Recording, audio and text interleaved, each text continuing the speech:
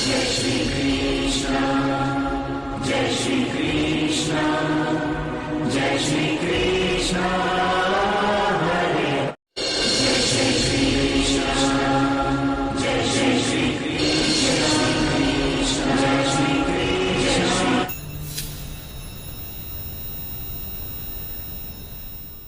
नमस्कार दोस्तों, स्वागत है सभी लोगों का आपके अपने चैनल भारतीय ब्लॉगर पर।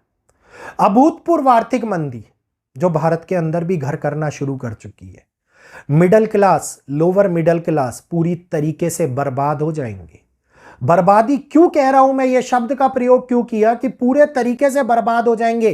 क्या खाने को नहीं मिलेगा? क्या रहने को नहीं मिलेगा? इससे भी बदतर हालातों से गुजरना पड़े आगे आने वाले टाइम के अंदर। और ये समय ज्यादा दिनों का नहीं बचा है, ये समय ऑलरेडी अपने पैर गड़ाता हुआ नजर आ रहा है। सारी जानकारी इस वीडियो के अंदर देने वाला हूं और ध्यान रखिएगा, ये 5 संकेत अगर आप लोगों को दिखाई दे तो समझ लीजिएगा कि अब भारत भी उस मंदी का शिकार होना शुरू हो गया है जिस मंदी ने अब भारत में पैर पसारने शुरू कर चुके हैं। तो ध्यानपूर्वक सुनते हुए आगे बढ़ते हैं, इस वीडियो को ध्यान से देखिएगा। सबसे पहले गुरु ग्रह ने जो अतिचारी चाल प्रारंभ करी, यह अतिचारी चाल थोड़े समय के लिए जरूर चल रही थी, लेकिन इस बार की अतिचारी चाल 8 साल और 8 साल के बाद में एक बार फिर से 8 साल, बीच का 1-1.25 साल का समय छोड़ करके मतलब 16 साल के लिए गुरु अतिचारी हो रहे हैं। और एक ऐसी मंदी जो शिकार हुई थी जिसने 18 साल पहले भी एक निर्माण किया था और 2008 के अंदर होने वाले निर्माण को भी हम भूल नहीं सकते, जिसने कई प्रकार की हानियों को हमारे सामने लेकर के आए थे। तो रिसेशन बदलाव को ले आया था और अब फाइनेंशियल बदलाव हमारे सामने इंपैक्ट होता हुआ नजर आएगा, जिसका सबसे बड़ा पहलू, ध्यानपूर्वक इन 5 पॉइंट्स को नोट डाउन करके रख लीजिएगा। उससे पहले जल्दी से हमारे चैनल को सब्सक्राइब कर लीजिए।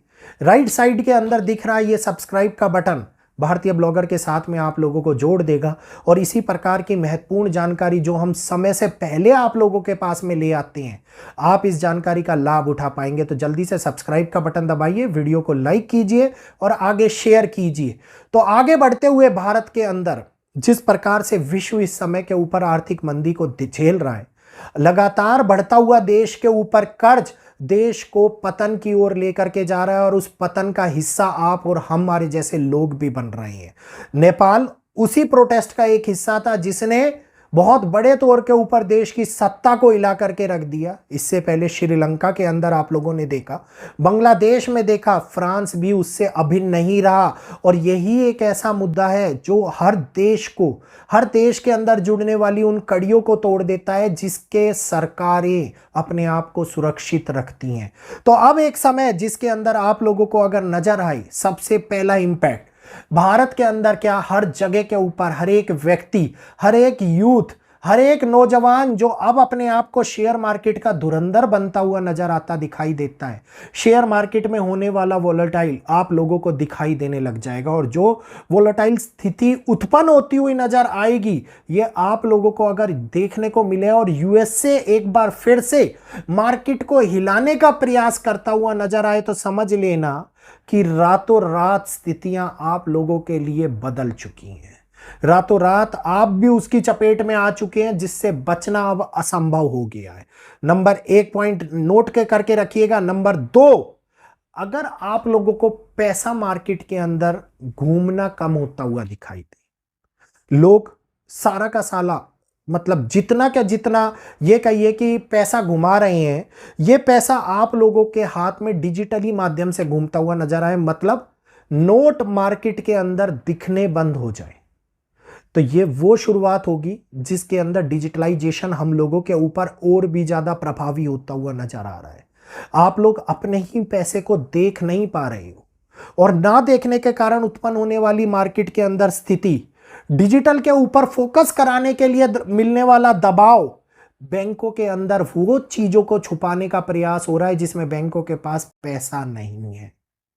तो याद कर लीजिएगा इस पॉइंट को। जैसे ही ये स्थिति अब धीरे धीरे बढ़ रही है और भारत में बहुत तेजी से डिजिटलाइजेशन बढ़ रहा है, तो समझ लीजिएगा कि अब ये हानि आप लोग आगे उठाने के लिए तैयार हो जाना। नंबर 3, इसी से जुड़ा हुआ पॉइंट, बैंक अगर आप लोगों को एक नियमित रूप के अंदर बार बार लिमिटेड पैसा निकालने का उपदेश देने लगे, मतलब ये कहिए कि उपदेश दे रहे हैं आपको कि लिमिटेड पैसा निकालिए, इससे ज्यादा मत निकालिए, 10,000 निकालिए, 20,000 निकालिए, नियमों के अंदर बदलाव होना स्टार्ट हो जाए कि आप इतना पैसा निकाल सकते हैं, ये लिमिट है आप लोगों की, अपने ही पैसे को निकालने के लिए लिमिट दिखने लग जाए, तो समझ लीजिएगा बैंकों की जेब में रोकड़ा खत्म हो गया है।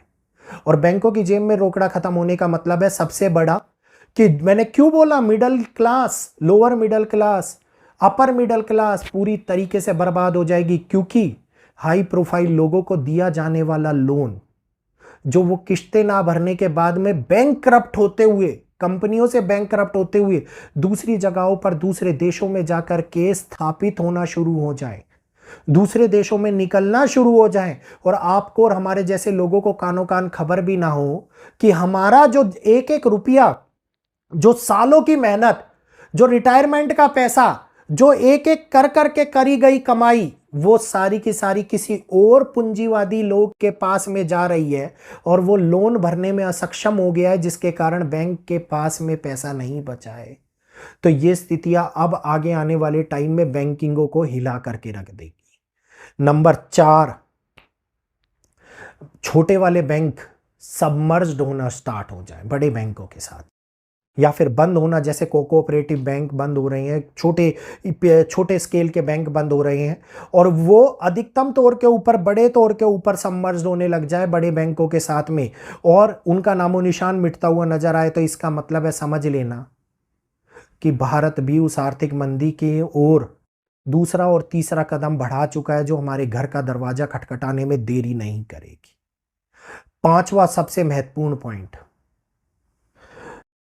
इस समय के ऊपर फूड मार्केट के अंदर एक बहुत बड़ा रिवॉल्यूशन देखने को मिले। फूड मार्केट के अंदर आप लोगों को महंगाई उस चरम पर देखने को मिले, जो कोई खाने की चीज आपकी पॉकेट से बाहर होती हुई नजर आए, मतलब आप खरीदने में उसको असक्षमता जाहिर करें कि मैं ये तो बहुत महंगा हो गया, इसको ना ही खाएं तो बेटर है, तो समझ लेना उस अभूतपूर्व आर्थिक मंदी की शिकार और शुरुआत आपके घर तक हो चुकी है, और शिकार आप होना शुरू हो चुकी है।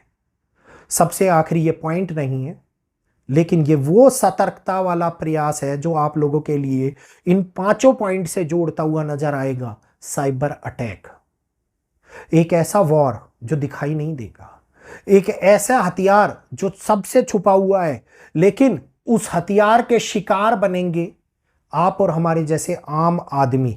तो साइबर अटैक अगर बढ़ते हुए नजर आए, जगह जगह के ऊपर साइबर अटैक की घटनाएं घटित होती हुई नजर आए, और भविष्य में कोई एक बैंक साइबर फ्रॉड का बहुत बड़ा शिकार हो जाए, जिस बैंक का नाम हो, तो समझ लीजिएगा अब भारत के अंदर अभूतपूर्व आर्थिक मंदी अभूतपूर्व नहीं रही है।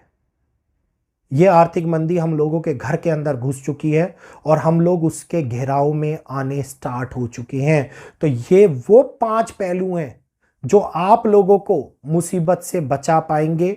आप लोग तुरंत फैसला लेते हुए अपनी जीवन की पूंजी को निकाल करके अपने आप को सुरक्षित महसूस करा सकते हैं। तो आगे आने वाले टाइम के अंदर ये समय ज़्यादा दिन का नहीं दिखाई दे रहा। मुझे उम्मीद है कि 2025 के बाद का जो अगला पड़ाव है 2026 का, वो ही ये पड़ाव लेकर के आता हुआ दिखाई देगा। तो आज के लिए इतना ही। जल्दी से चैनल को सब्सक्राइब कर लीजिए, बेल आइकन को ऑल पर कर लीजिए, वीडियो को लाइक करते हुए शेयर कीजिए, ताकि आगे आने वाले वीडियोस के और इसी प्रकार के प्रिडिक्शंस के अपडेट आप लोग अपने चैनल और यूट्यूब के नोटिफिकेशन के माध्यम से उपलब्ध हो पाए। तो आज के लिए इतना ही। अपनी वाणी को विराम देते हुए इजाजत चाहूंगा। जय श्री कृष्णा, जय माता दी।